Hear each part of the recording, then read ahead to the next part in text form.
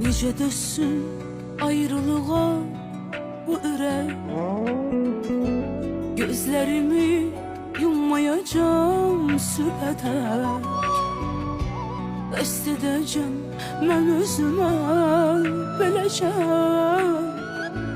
Hardan düşdün sən yadıma bu gecə? Necə dözsün ayrılığa bu ürək? Gözlərimi yummayacağım sübhədək. Qəsd edəcəm mən özümə beləcəm.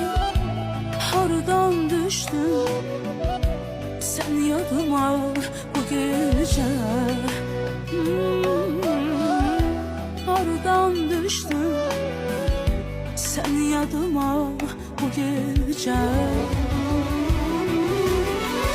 Bu tenhalık benle gitmir hiç yola.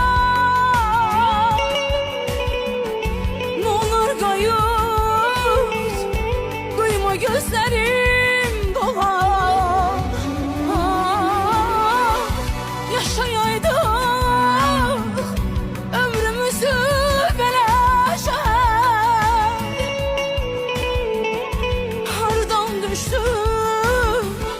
sen yadıma bu gece.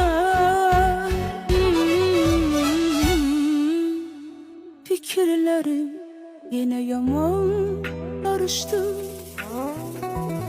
Duygularım o tutup ağlamıştı. Dedim belki hadireler yan geçer. Hardan düştün sen yadıma bu gece? Fikirlerim yine yaman karıştı. Duygularım o tutup ağlamıştı. Dedim belki hadireler yan geçer. Hardan düştün sen yadıma bu gece?